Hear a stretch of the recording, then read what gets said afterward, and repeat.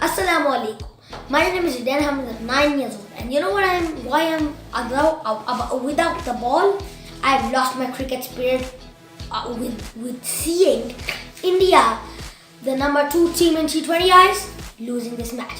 Oh, my cricket spirit has come back again, but they have lost the series, which is pretty much good. Not so good anyway, because for the Kiwi it's really good, but if you see number 1 team losing the series, the number 2 team is losing our series. So it's so bad for the Indians, and then they have such consecutive wins with them. Now, what happened now? Let's see. So first, you see the Indians in the first T20I lost. Now in the second T20I, good, very good. They leveled their New Zealanders out to 158 for 8, with Rishabh Pant of course scoring the last drive and Rohit Sharma's half century, which made them get the win in the last over.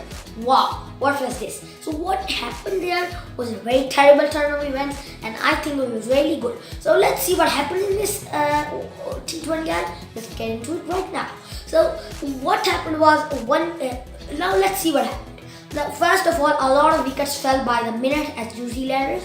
They couldn't do anything. But then Ross Taylor and Colin Munro beefed it up for them, which got them to 158 for 8. But then, of course, the Indians were in no trouble, as still, even without King Kohli, Rohit Sharma with his half century, and then Rishabh Pant with his last 2 really good straight drive finished the end for this 158 for 8. Now, what happened was, now 158 for 8, the New Zealanders, most good from Ross Taylor, but then 158 for 8 was chased down 162 for the Indians, just easily via half century by Rohit Sharma. So let's see what happened. Now, first of all, the New Zealanders with their target wasn't convinced that they would have such a good win, because 158 for 8 is not such a good target. Then the Indians, of course, having such a good batting line, will of course get it. But this is not the meat of this part. Now let's get on to the meat, right? The juice of this. Now the third T20. This is gonna be the deciding the doom for one team. Third number T20I team for the second number. Who will go to their doom? Okay, let's see who goes to their doom. Now, let me tell you. The New Zealanders, they went very good. Now let's start from the start, shall we? Now, what happened was New Zealanders, they got with a good partnership, really good partnership. But then, of course, they lost it. You see, they lost it. They got a collapse. And then the Indian bowlers took really good wickets, right? And that's when it was 212 for 7. Now, the Indians, they went up. They scored Rohit Sharma, Rishabh Pant, Dinesh Karthik, everybody else, they scored it, right? But they couldn't make it because, the wickets, they collapsed. Now see, a lot of wickets were falling down to the Indians, and then they got for 208 for 8 in 20 overs, which was meaning that they lost the match by just 4 runs. By 4 runs. Can you believe it? It is such a shame for the Indian team, because they had first King Kohli, and then they had Rohit Sharma. But they scored really good in the ODI series, but what can they do in the T20I series? They couldn't do anything right now. So let's see what happened in the subway. So 212 runs scored by the New Zealanders. Then after that, of course, the Indians, they couldn't do anything with 208 runs and 8 wickets in 20 overs with a 400 for the Kiwis. Now let's see and let's explain this match in detail and look at it and get some dissection on it. Now, first of all, let me see the loss of India. First of all, the wickets were not totally at a problem. They weren't even a thorn in the side. But the thorn in the side was the score. I tell you this, thorn in the side was the score. Now see, what is the score over here? That is the first question we have to ask. Now first, the Indian bowlers, they restricted the Kiwis. They couldn't restrict them, right? This is the thing. They couldn't restrict the Kiwis. That is the problem. And when they took the wickets, it was too little, too late, right? So first of all, the first partnership worked for the Kiwis. That meant that they would, make some runs and get some partnership and get it on the board.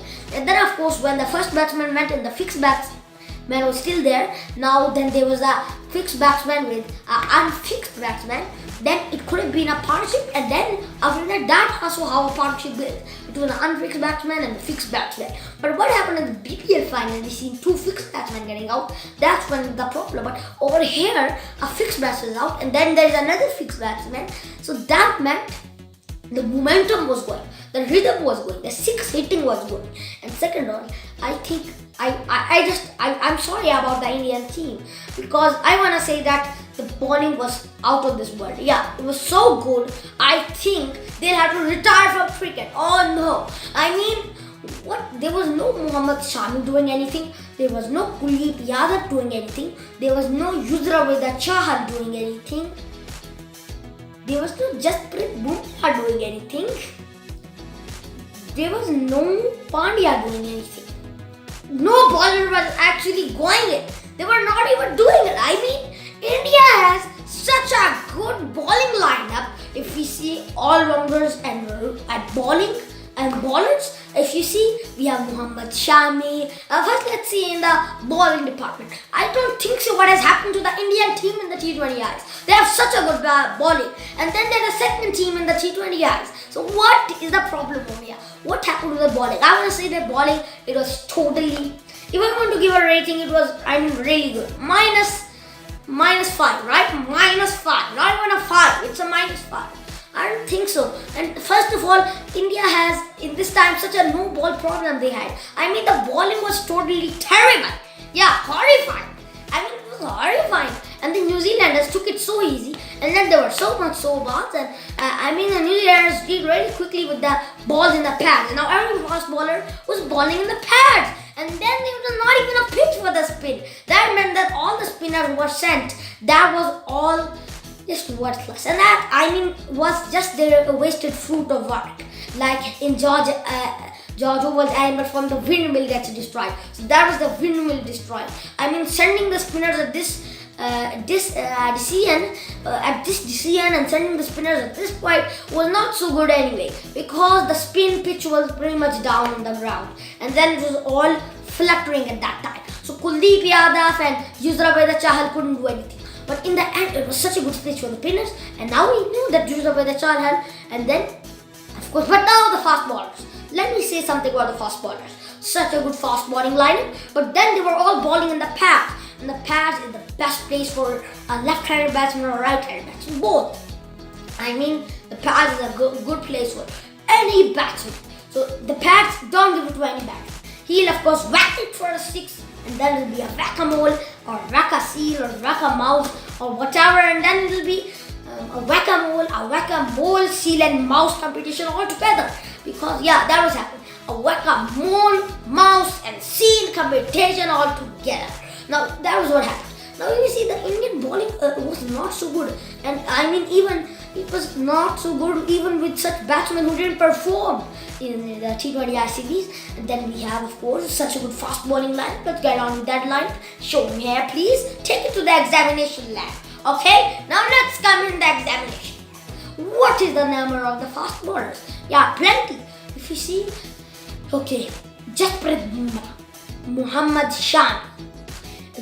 Then we have Jasprit Bumrah, Mohammad Shami, and now then these were two fast bowlers who were really good for the Indian side. And then of course in the Indian side we have bowling all-rounder Hardik Pandya, who has been suspended but now has come back, and now he has to get in form. And even though he wasn't in form, he could have got some wickets, and he's a really handy all-rounder. He's a really handy all-rounder who can come in good in the back as he can, and then but he needs to get good in the ball, because he has been really good in the ball but he couldn't work on it. Now the spinning lineup is out of this world, because two bowlers who I'll take their name, it is totally out of this world. There are Kuldeep Yadav, who has been outstanding and super, and then we have Yuzraveda Chahal. He has taken 6 wickets against Australia, and then has been a doom and a thunderstorm over everybody. So that meant that both of these players couldn't even ride out. So they were terrible at that time. Every bowler was terrible. That got them to 212 runs. One it's exception that some bowler might have got Might have gone really good and not so economical. Yeah, it might be a lie, and there are so many lies invented that if there are 200 runs, more than 200 runs, every bowler has to be economical. But sometimes, once in a blue moon, 200 runs, some bowler must have been taking a lot of wicket, or been really economical, and then not so economical, and then there might be an exception that nobody has been so economical. So anyway, there can be so many options, but sometimes, once in a blue moon, everybody is not so economical, even when there's a big target. But sometimes when it's a target like Christopher Gale hit, then everybody has to be economical, right?